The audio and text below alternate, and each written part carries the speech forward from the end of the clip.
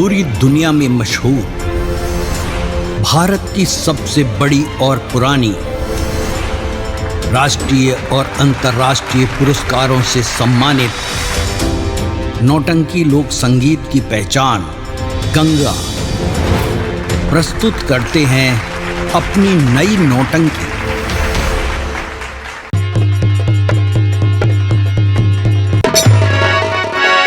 सुना, हम तुझसे कुछ कहा चाहते हैं। प्रिय रेशमा, तुम कहना क्या चाहती हो?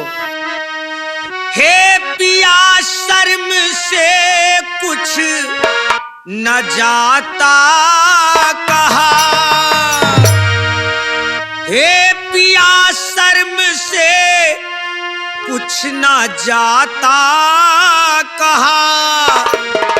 घर की इज्जत सारी मिली खाक में, सारी मिली खाक में। आपकी भाभी जो है कविता सुनो, आपकी भाभी जो है कविता सुनो। दाग उसने लगाया कुल की शान में।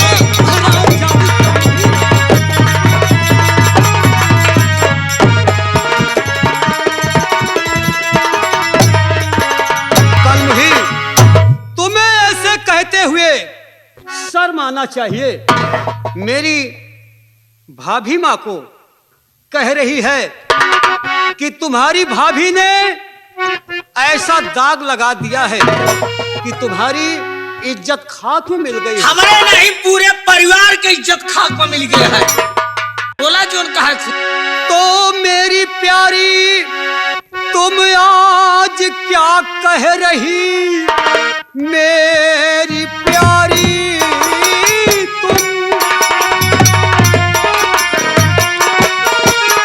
मेरी प्यारी, तुम आज क्या कह रही? कैसे इज्जत हमारी मिली खाक में? कविता भाभी ने ऐसा है क्या कर दिया? आग कैसे लगाई मेरे सामने? कलमुही, मैं तुमसे और कुछ कहना चाहता हूँ। बोला जो उनका है। खोए सुन मेरी बात। हाँ, सुनत यही।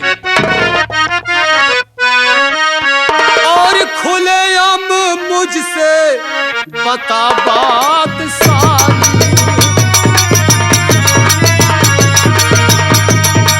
खुलेआम मुझसे बता बात सारी। खुलेआम मुझसे बता बात सारी। और कैसे ये इज्जत लुटी अब हमारी? कैसे इज्जत लुटी अब हमारी? नहीं कुछ समझ में मेरे आ रहा है। तोहरे समझ में नहीं आवत है। कि हाँ, नहीं कुछ समझ में मेरे आ रहा है। और मुझे दर हकीकत बता बात सारी। और मुझे दर हकीकत बता बात सारी। रेशमा, अगर आज तूने सच्चाई नहीं कहा कि मेरी भाभी ने कौन सा ऐसा कार्य किया है जो कि सुना, फिर हम तुझसे एकदम खोल के बात बतावत ही। जवन बात हम कहवैया है। कहना क्या तू चाहती है? सुनो हे पिया, बात सच सच बताती। सुनो हे पिया, बात सच सच बताती।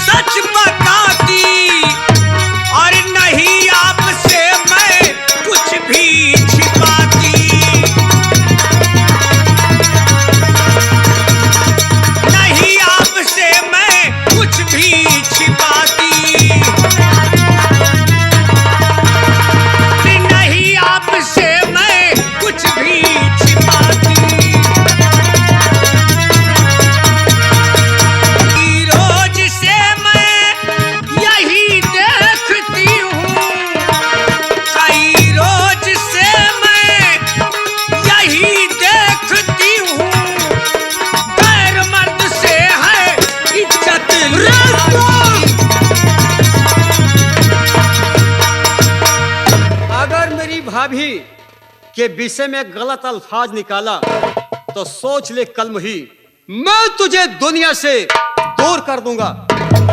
सुन लिया पहले, हमार गटई दबा दे ब्या तो बात छिपे ना। जवन सच्चाई है तो सच्चाई आटे। आज 1.5 महीना हो गया हमका ये महल में आए, तो क्या 1.5 हुआ? महीना से हम बोलत नहीं ना। जेठ जी 1.5 महीना से आसाम चला गए। हाँ, ये तो सत्य है गए कि आसाम बड़े ना? भैया आसाम गए हुए हैं। जब से वह आसाम गए जेठ जी, हम नई नई दुल्हन बन के आए। एक दिन के बाद या हफ्ता बीत गया, हमारे नींद ना आवत रहा है। हम कहे जब नींद नहीं आवत यहाँ तो जाई जेठान जी के कमरा में सोई जाई। देवरान जेठान लगे सोबे, लेकिन जब रात में गए तो हुआ देखत का वही क्या देखा कि तुमने? दरवाजा अंदर से बंद है। हम आवाज देहिन कि जेठानी जी दरवाजा खोल दिया, हम तोहरे लगे उबे। कईयों बार आवाज दे, जेठान जी दरवाजा नहीं खोली, चुप मारे चली आए। दूसरे दिन फिर गए, फिर आवाज देहिन। जब दरवाजा नहीं खुला तो हमका संकब है। शंका? जब दरवाजा में झांक के देखे तो आप कहे भौजी एक गैर मर्द क्या कहा? दोनों एक बिस्तर पर निर्वस्त्र पहुना रहे। फिर हम आवाज दे, हम कहे जेठानी जी बतावा कि के आई लेटा है आपके बगल। इतनी बात जब जेठानी जी सुनी तो दरवाजा खोली। जैसे दरवाजा खोली, वो जवन मर्द रात रही, हम ओका पहचान न पाए।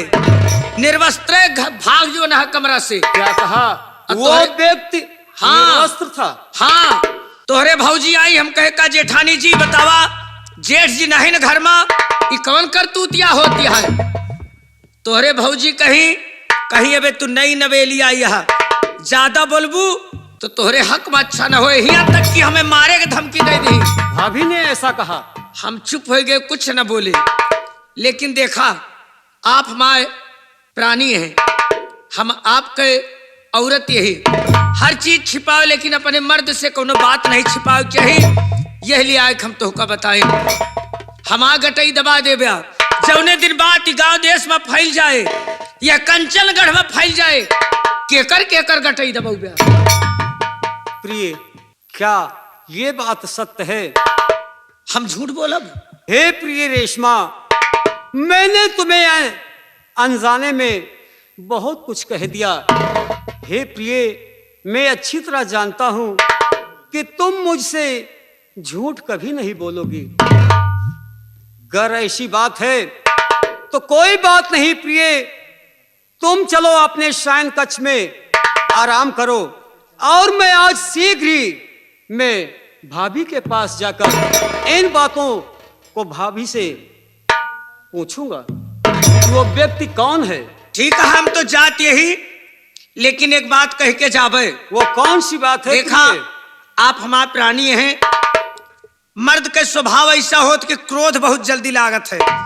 ये लिए प्राणनाथ के बात यह है, क्रोध में ऐसा कोनो गलत काम न करया जैसे कि बाद में हमें तुम्हें पछताए पड़े। प्रिय रेशमा, तुम ठीक कह रही हो। मैं भाभी के साथ कोई ऐसा कार्य नहीं करूंगा।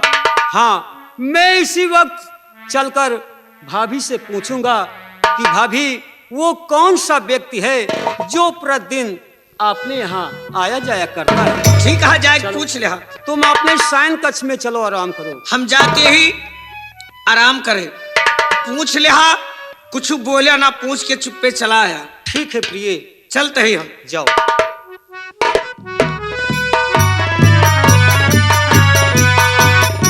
या प्रभु, आज मैं अपने इन कानों से क्या सुन रहा हूं कि बड़े भैया आसाम चले गए और यहाँ पर बड़ी भाभी बदनीयत व बदचलन हो गई है। द्वारपाल, मैं क्या सुन रहा हूं कि मेरी प्रिय रेशमा ने मुझसे कहा कि तुम्हारी बड़ी भाभी बदचलन हो गई है और कोई व्यक्ति भाभी के पास आया जाया करता है। भैया इसे उड़ी पूरी हम सुने ही थोड़ बहुत, लेकिन द्वारपाल, लेकिन ये बात जो कहा है आप, ये बात सही है भैया। द्वारपाल जी भैया, आज तक मैंने बड़ी भाभी के सामने ऊंची आवाज में कभी नहीं बोला था। हाँ भैया, लेकिन यह मैं सोच रहा हूं कि जब मैं भाभी के पास जाऊंगा तो मैं उनसे क्या पूछूंगा। कहा पूछेगा, जो पूछे डायरेक्ट पूछेगा, करेगा मैं कौन छुपावे, कहा कौन चोरी करता है। द्वारपाल, हाँ भैया, ऐसे तो मैं भाभी से नहीं पूछ सकता हूँ। अगर कोई तू तरकीब जानता हो तो बता। कहा तो ही पैसा ले 400-600 पैसा? हाँ, क्या होगा पैसा? अरे आप पैसा ले हो तो बताओ, नहीं ना बताओ, हम चलते हैं चलिए। नहीं नहीं, बताओ, पैसे का इंतजाम हो जाएगा। अगर पैसा ले हुआ तो पहले चली ठेका पे। ठेका पे? हाँ, वहाँ क्या करना है? अरे ठेका चला, लीन जा खंभा, खम्भा, एक बोतल दारू। द्वारपाल, हाँ भैया, ये दारू क्या होगा? है दारू तो सब काम में होए, जवन नहीं पूछे तवन पूछ ले, जवन नहीं करे तवन कर दो। ये बात है। हाँ, तो चला कोई बात नहीं द्वारपाल, चला दोनों जो ने पी, के बाद चला हम जाइए अपने घरे, तू जा अपने घरे। अच्छी बात है द्वारपाल।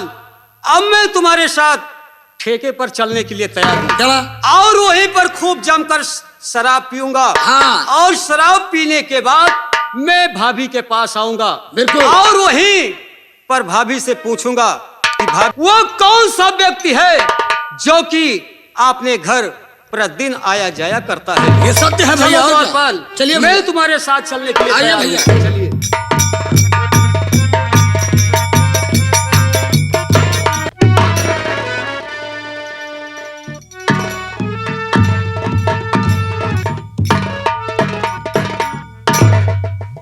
मैं क्या बताऊं, कई महीने हो गए हमारे पिया जी को आसाम गए हुए, ना कोई पत्र ना कोई संदेशा देते नहीं हैं।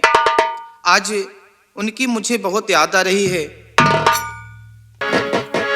अरे बसंती बयार बहल सरिसो फुलाए, ये हो पिया कहाँ पाया तू फुलाए, ये गोरिया किया निहारे बसी तोहरी सुरातिया, आई बाका बुआ की अल के पास,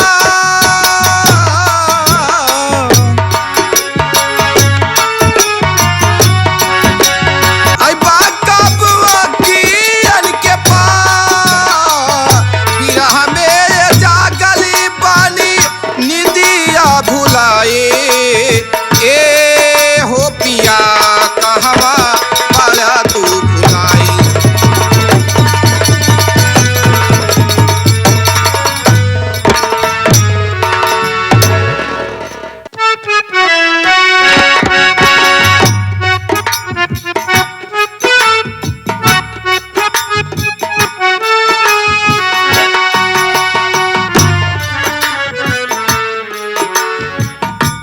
मेरी प्रिय रेशमा ने कहा कि स्वामी जी, भैया तुम्हारे आसाम चले गए और इधर तुम्हारी भाभी बदनीयत व बदचलन हो गई है और वो गैर मर्द से प्यार भी करती है। अब मुझे करना क्या है कि आज मैं खूब जमकर शराब पीऊंगा। जब मेरी भाभी गैर मर्द से प्यार कर सकती है तो मैं तो उसका देवर हूं। अपना प्यार मुझे क्यों नहीं देगी? भाभी, आज मैं तुम्हारे पास लेटकर मौज मस्ती लूटूंगा।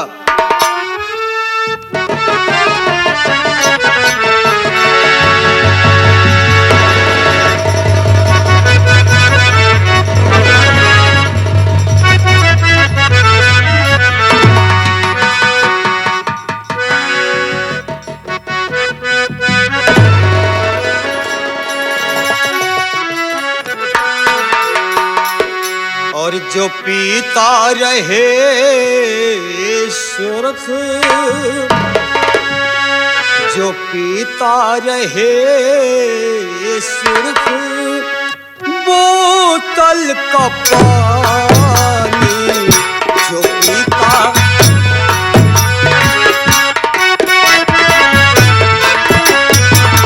जो पीता रहे सुर्ख बोतल का पानी, जो पीता रहे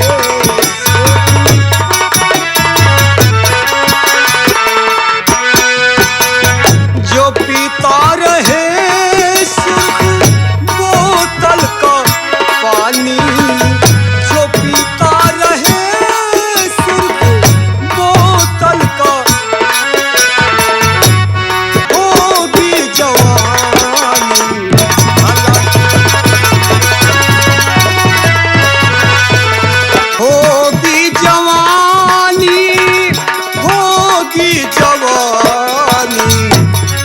कमी कैसी होगी जवानी।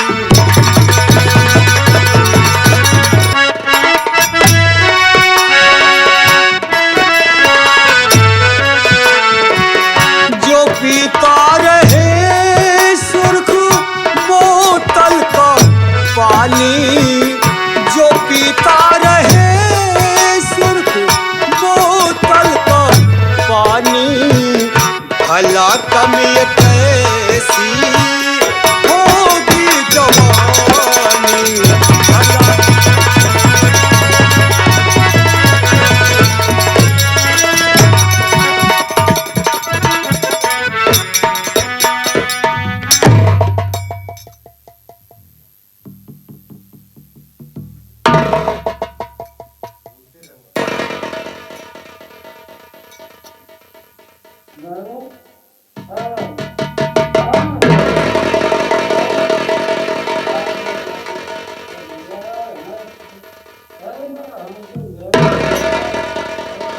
आज मैं क्या देख रही हूँ, मेरे देवर करण आज शराब पी करके आ गए।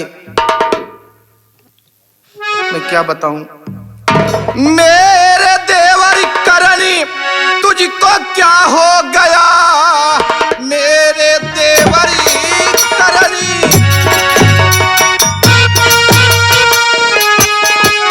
मेरे देवर करणी तुझको क्या हो गया, रात बिस्तर पे मेरे हो जो आ गए, अरे शर्म आई नहीं खुशी करते हुए,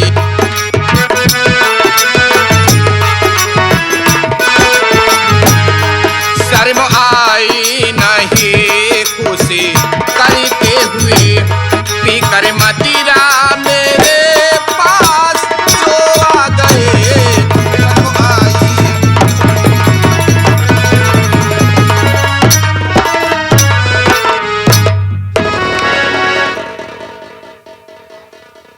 करण आप दूर ही रहिए, मैं अपनी औलाद की तरह तुम्हें पाले हूं, आप आज शराब पी करके आ गए। मैं बकवास करण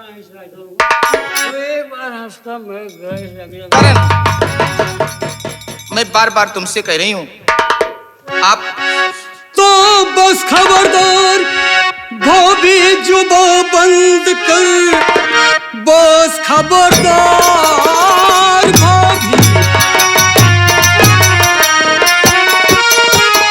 बस खबरदार धोबी जुबा बंद कर, तेरी सच्चाई मालूम मुझे हो गई, आज जबरन गले से लगाऊंगा मैं, चाल तेरी समझ में मेरे आ गई। भाभी क्या है? मैं अच्छी तरह से जानता हूं कि भैया आज शाम चले गए और तुम यहाँ पर बदनीयत हो गई, एक गैर व्यक्ति से तू प्यार करती है, जब गैर मर्द से तू प्यार कर सकती है भाभी, तो मैं तो तेरा देवर हूं, अपने देवर को क्या तुम प्यार नहीं दे सकती अपना भाभी? देवर जी, भाभी ये आप क्या कह रहे हैं? ये बताओ कि मेरा प्यार मंजूर है या नहीं?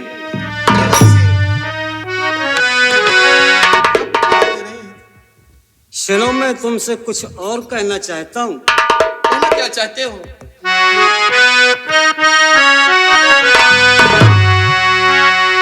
और लगा लो गले से मुझको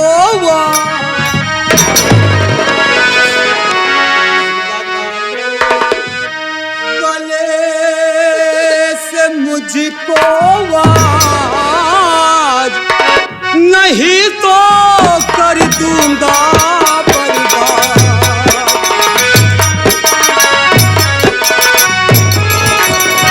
और लगा लो गले से मुझको आज, नहीं तो कर दूंगा बर्बाद।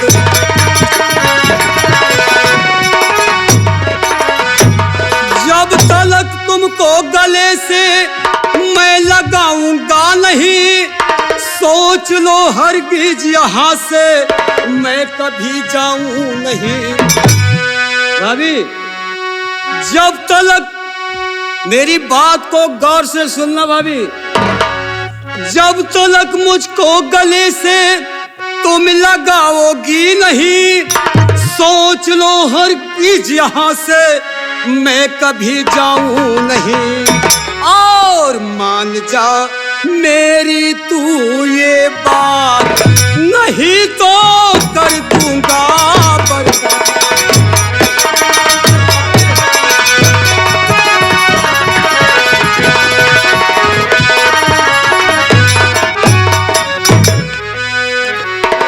देवर जी, देवर करण, मैं आपसे हाथ जोड़कर प्रार्थना करती हूँ। हर देवर जी करिए मुझ पर रहम, देवर जी करिए मुझ पर रहम, और लगी ना कुछ तुमको भी शरम।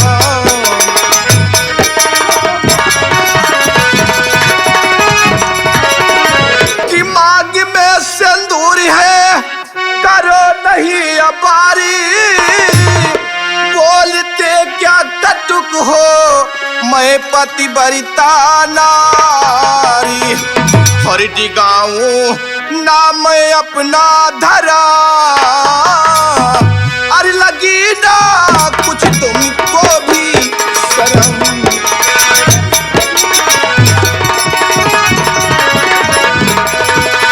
एक बार हंसकर अपने गले से लगा लो भाभी। खबरदार मुझे भाभी कहा तो। क्या कहा? जी हाँ देवर करण। तुम्हें मेरा प्यार मंजूर नहीं है। जी नहीं सुनो, मंजूर मैं है। तुमसे और कुछ कहना चाहता हूँ भाभी। कहना क्या चाहते हो? और सीधे साधे गर नहीं करोगी मुझसे प्यार।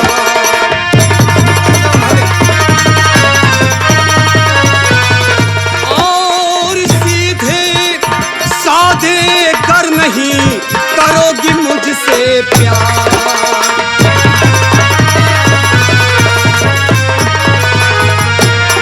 सीधे साधे गर नहीं करोगी मुझसे प्यार, और वरना जबरन मैं तुझे लूटूं।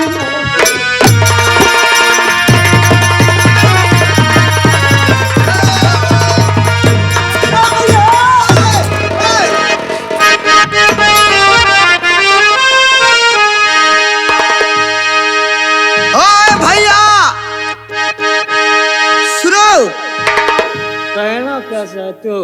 ए करण सिंह भाई हो, मगर सुनो। हाय भगवान तो खो